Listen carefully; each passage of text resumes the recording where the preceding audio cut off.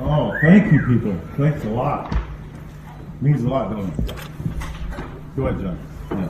Okay, first of all, I know from what we've been told that a lot of you come a long way, okay? And about the 1st of November, I was contacted by Gordy here and asked that would we be interested in doing something like this. And at the time, the discussion was, yeah, sure, we'll be happy to do it. And he said probably look for between 50 and 100 people. Okay, and you take a look around.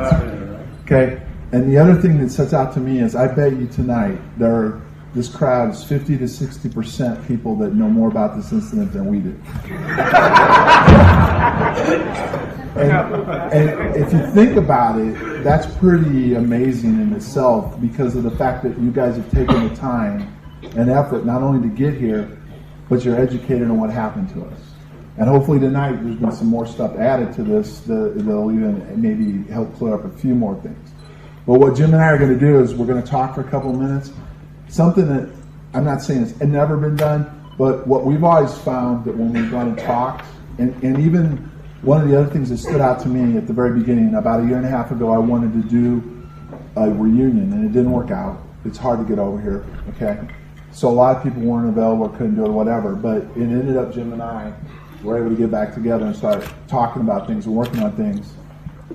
But what I've always noticed when you do these conferences, and I'm sure a lot of you have been to them, usually you get informed on stuff, and very rarely do you get a chance to ask questions. Okay? And to us, again, going back to that 50 to 60% people that might enlighten us a little bit tonight, we feel the opportunity should be that you have a chance to talk to us, not we talk to you. So what we're going to do here is he's got a couple things to say, then I got a couple things to say, and then we're going to start taking questions. And we'll take them as long as you want to ask them. Yep. Okay? Yep. All right, go ahead, buddy. Well, I want to thank you guys for the charity. Okay, we really appreciate it. Good cause. We also got, if you notice, this film company, they're exclusive. Yes. The profits that we have for this event here will go to charity too. So hopefully it's a lot of money. I'm hoping. I don't know. $2,000 at least so far. What's that? £2,000 already. Good. Good job. Before going forward, thank you, Gordy. Give him a hand. He's doing a lot of work in this. Thank you, Gordy. I'm going to tell you something that's fun. Okay. This is an unknown fact. Everybody thinks like we talk all the time. From the night I talked to him 30 years ago, and when did you leave? June? The following June? July. We only started talking 9 months ago. We never talked about the incident until 9 months ago because it was geared that way. You know, we all had OSI involvement. We had our memories changed. This is a bizarre story. We went to the wrong locations on other documentaries. The question you got to ask is, why does someone want that to happen? Don't make no sense, does it? Why would they want to move a site 400 yards? Don't make any sense to us either, does it? And we also had earlier, who was it? Larry, I think he spoke. Larry's got some issues too from the incident. All of us do. But we're going to try to answer what we can. And I think you want to give us some new information on the landing site? Yeah. Go ahead, John. Okay, first of all, I don't know how many of you ever looked at my statement. One of the things with me is that this is the first time I've ever been back. Okay, I came back one other time in the early 90s and did a piece for Strange But It's True, but I never got to come down here. It wasn't in the cards.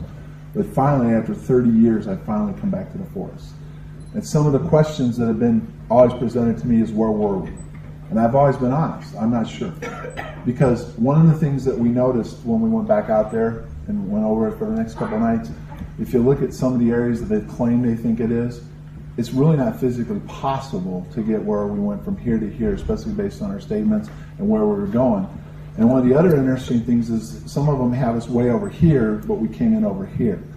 And one of the things that we did in training was when we were following this, we went directly to the closest route to go in and follow it and kept going straight forward. We didn't zigzag all the way through the forest, go way over here, way over there, and everything else. And based on my statement and going back out there, we've come to the conclusion we were definitely to the right of the farmer's house. There's a finger of land, I think Linda showed earlier, that comes out there, which will explain how we got wet and even how Colonel Halt claims he got wet. And when I say claims, he said he's gotten wet. And there's a crickets in there. There's a stream crick. A marsh. Okay? So it would explain how we got wet. Okay? And even in my hypnosis, I kind of go around, how did we get wet? Well, there's an area right there that shows how we got wet. So the site itself was in the area to the right of the farmhouse, as best as we can determine. Okay? The next thing is as you can see with the hypnosis, it's been out for a few months, but it's never been out. You know, it's not been out that long, and I don't know if it's ever been shown over here. But I think if you look at the way we're talking underneath it, and people can question whether it's legit or not as far as where we led or anything else. But in my case, I was just asked to talk about what happened, and that's what came out. So that in itself is hard to explain. It's hard to deal with as a person, because one of the things that's clear is I was out there twice. I was the only person who was out there on the first night, and I was out there on Colonel Halt's night, okay? And something strange happened to me both nights, okay? And we had said we're going to reveal some new evidence, okay? And here it comes, all right? And it's going to be a big one. And it's strange how it has happened. But it's factual, it's there, and it happened in October. Through the fact that we were trying to do this and come over, and we wanted to come over here and do this and everything else, we got together in Phoenix. Okay, and on Thursday night, December 30th, it's going to air on the History Channel. Okay? And when Jim was sitting there, and you talk about a moment besides what happened to us out there, he started talking about how he had a download. Okay? And that in itself, people go, well, okay, well, he remembers the download. But in his notebook, and he's going to answer a couple questions about the 27th, and look in his notebook, we understand why the 27th came up. But in his notebook, the day after, go ahead and tell you what he did. Yeah, through the magic of television, I have probably in that notebook, I don't know, 18 pages done, you know, from that night. 6 pages I wrote around the craft. That's the scribbled mess that you see because I was terrified. Okay, I was terrified out there at that point in time. Those there have went public. Documentaries have been done on it. That's all they want. The documentary people have had it filmed. They've done their cameras on them. But all they have to do is go ahead and start looking back into it.